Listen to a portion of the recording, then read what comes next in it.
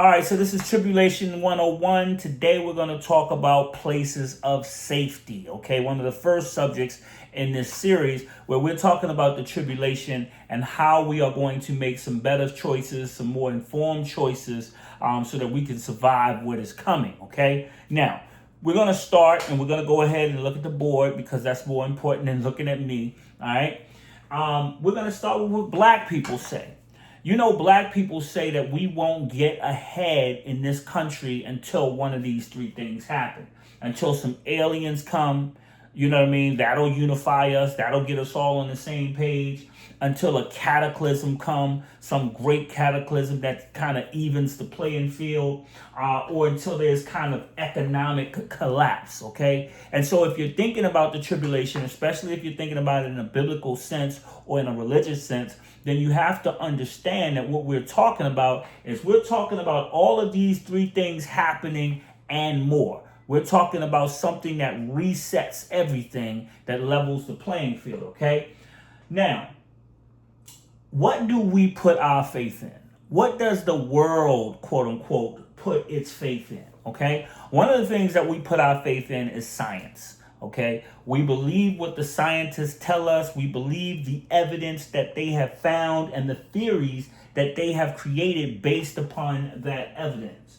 We put our faith in money. Okay. Money is the great equalizer. If you got some money, then, you know, it opens a lot of doors that wouldn't otherwise be open to you, maybe because you're a woman, or maybe because you're black, or maybe because you're Mexican, or maybe for any other reason, that doors you might not be handsome, or you might not be pretty, okay? Money will open those doors. We put our faith in cause and effect. Okay. And so because something happened and it got an effect, we think that if we try it again, we will again get the same effect. And so you see this all throughout society. We put our faith in power. Okay. And it's the power of the Western world that is holding sway right now. And so a lot of faith is being put in the power of the Western world.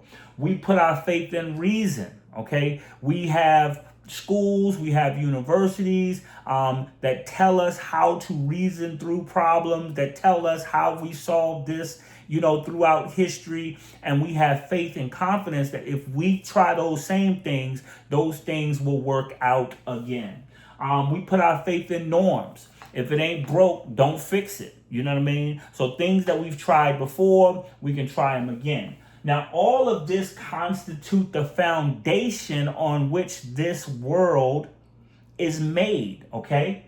And so what we're saying is, what if this foundation gets shaken up, okay? And so if the foundation gets shaken up because something happens that's outside of our scientific understanding, okay? So let's say a great earthquake happens and that earthquake goes off the Richter scale, something we've never seen before, okay? It shakes up our current understanding of things. Let's say that there's an economic collapse, you know what I mean, that is greater than the Great Depression, okay? That changes and shakes up our foundation. Let's say that, you know, you go up on an airplane and the airplane doesn't follow the rules and stay up in the sky. That means that cause and effect has been effectively broken, okay? Let's say that this Western power that, you know, we seem to have so much faith and confidence in, let's say that those countries in the other parts of the world decide that they're going to unify and that they're going to come against these Western powers that are spread out throughout the world, okay? Shaking up the foundation. Let's say that we put our faith in reason, and we do this every day, and so we see how this is breaking down.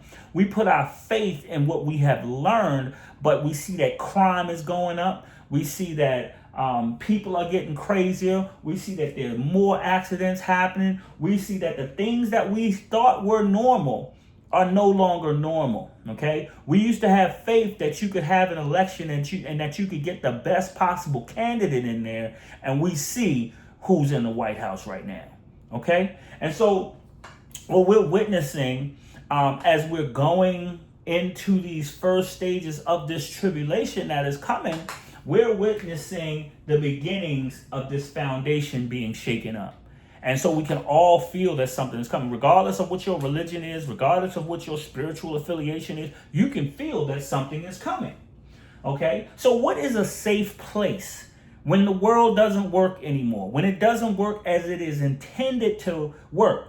Now we kind of have to put on I want to give you a mindset, okay, to where while we're talking about this, because it's hard to really fathom. I mean, you see shocking things in the news and you think about it for 5 minutes, and then you got 23 hours, 55 minutes left in your day that you got to work out. So you're not thinking about it like that. But what if that situation becomes 23 hours and 55 minutes of concern, of craziness, of cataclysm, of collapse, and only 5 minutes where you get a little bit of peace, okay?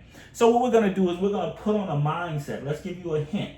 An airplane going down, okay? When you have an airplane going down, what happens? You know what I mean? You can't put your faith in this foundational wisdom. You can't go to the cockpit and talk about cause and effect and reason and norms and why things should work out and the power of the Western world and how you spent your money on a ticket and how science of aerodynamics says the plane should stay up in the air. You can't talk about anything because the plane is going down. So those people who put their faith in the bunker, okay, those people who put their faith in moving into another country, those people who put their faith in the yacht, you have to think about the story of Noah, okay? And when Noah was going through what he was going through and he was getting the ark together and he got on the ark, none of this stuff would have worked out in a situation where the world was in a state of collapse. Okay? Give you another hint. Terminal diagnosis. You get a terminal diagnosis from the doctor and the doctor says, hey, you've got 4 days to live.